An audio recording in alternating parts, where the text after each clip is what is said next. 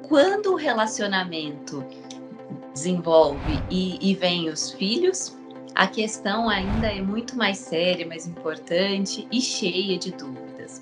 A guarda de filhos numa disputa internacional é algo que sempre me perguntam também e muito importante. Por isso, a gente vai conversar com o Camilo, que ele é mestre, doutor em Direito Civil pela PUC de São Paulo, advogado, professor em Direito de Família, em Direito Civil, sucessões. E vamos perguntar algumas dúvidas importantes aqui. Posso estabelecer regras para a guarda de filhos antes deles nascerem? A gente já conversou sobre isso um pouquinho num outro vídeo, mas eu vou deixar claro aqui porque essa é uma pergunta muito importante. Muito bem, Raquel. Boa pergunta, excelente pergunta. Essa é uma daquelas perguntas que a resposta sempre vai depender da situação específica legislativa do país onde está ocorrendo o matrimônio, onde está se iniciando essa família. Por que eu estou dizendo isso? Porque o que rege essa questão da guarda dos filhos são tratados, são leis, são normas internacionais aceitas ou não por cada um dos países que ratificam esses tratados, esses acordos, essas convenções. Então, se o Brasil ratificou, o Brasil vai obedecer o que está nessa convenção. Se o Líbano não assinou, o Líbano não vai reconhecer o que está nessa convenção. Então, existe uma questão prévia de direito internacional bastante complicada em razão disso. Então, quando você convenciona com o seu futuro marido, com a sua futura esposa, esse tipo de situação, a ideia que deve estar por trás é que o melhor interesse da criança deve prevalecer.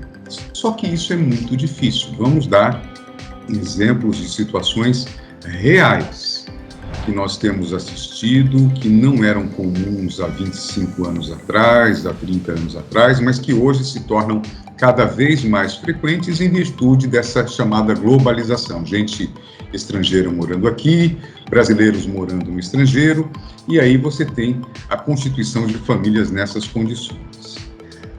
A mãe brasileira, acreditando que, conforme a lei brasileira, ela tem uma preferência na questão da guarda, embora não seja bem isso, mas muitos ainda têm a ideia de que a mãe teria essa preferência, já não existe isso mais há um bom tempo, vem para o Brasil de maneira de supetão, de maneira rápida, de maneira clandestina, vem passar férias e não volta. Isso inicia um processo policial de busca dessa criança no estrangeiro, com busca e apreensão do menor no Brasil, com altíssima responsabilidade. E consequências, inclusive, para essa mãe. Com consequências, inclusive, para essa mãe, e com consequências, inclusive, se a justiça brasileira criar dificuldades para o próprio Brasil no âmbito internacional.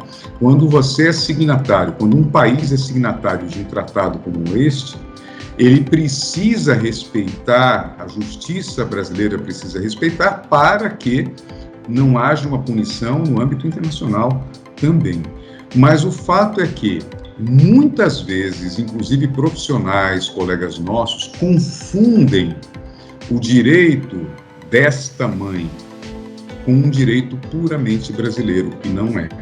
É um direito internacional. Então, ao se trabalhar nesse tipo de processo, tem que se ter em mente que a justiça brasileira, e nesse caso é a Justiça Federal brasileira, atuará com base nos tratados, nas convenções internacionais, e o juiz brasileiro julgará de acordo com as leis internacionais, que nem sempre são similares às leis brasileiras, aliás, são bem diferentes.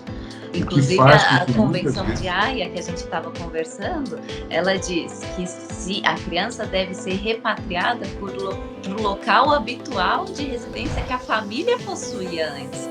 Então, olha só. São inúmeros casos. Estados Unidos, Canadá, países europeus, inúmeros casos estão acontecendo, muitas vezes com erros profissionais graves, de profissionais brasileiros ou mesmo estrangeiros que desconhecem que a aplicabilidade da norma aí não é da norma brasileira exclusivamente, mas da norma estrangeira, da norma de tratado internacional, melhor dizendo.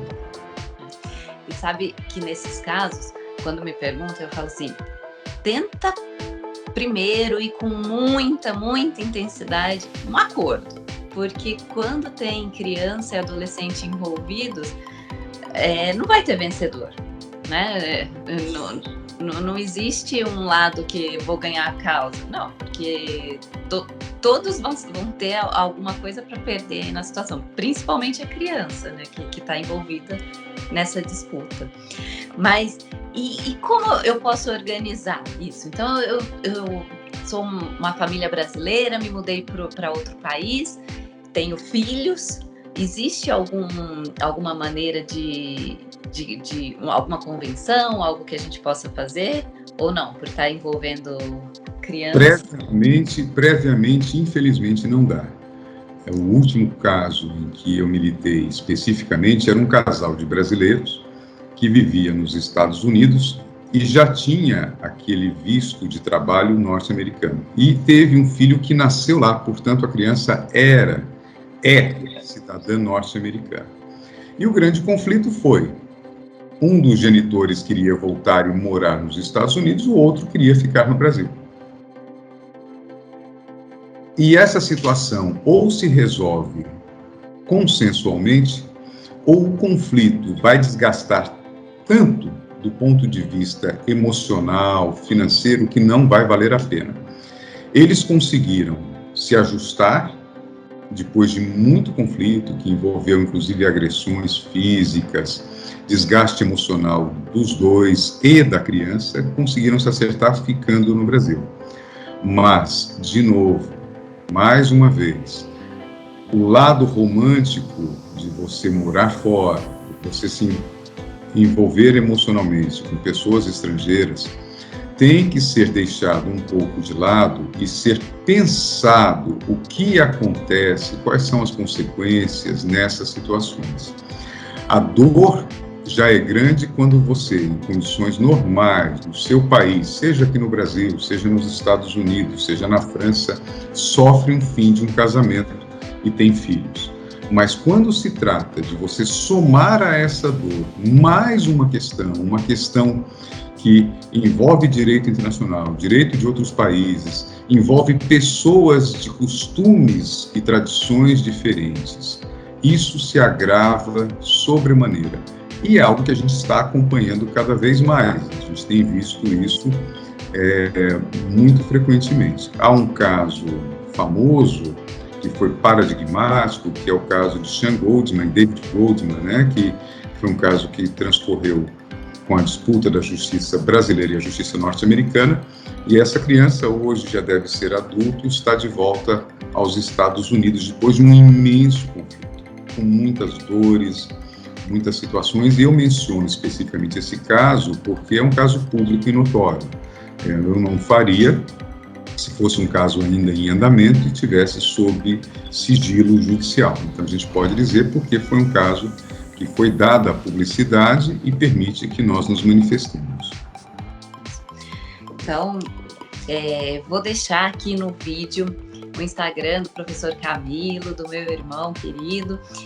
Quaisquer dúvidas, eu pensei aqui que a gente pode fazer uma live, conversar com quem tiver interesse, porque essas questões são muito relevantes, sempre vêm à tona e preocupantes, porque envolver a justiça de mais de um país sempre é uma dificuldade, um problema a mais. Agradeço muito a participação, por estar aqui. Sei que você não gosta muito das redes sociais, mas com a minha insistência conseguimos. E espero que vocês gostem também, quem está assistindo. Obrigada mais uma vez. Obrigado, Raquel. Um grande abraço. Prazer imenso estar aqui no Leis pelo Mundo. Um orgulho muito grande de ver um projeto que começou e se desenvolveu e se manteve. E sempre que precisar, conta comigo. Estaremos aqui prontos para ajudar, para falar, esclarecer sobre todos os assuntos que forem interessantes nessa perspectiva, né? De envolver direito brasileiro, direito estrangeiro e os interesses das pessoas que acompanham o seu trabalho. Um grande abraço, um grande beijo, minha irmã.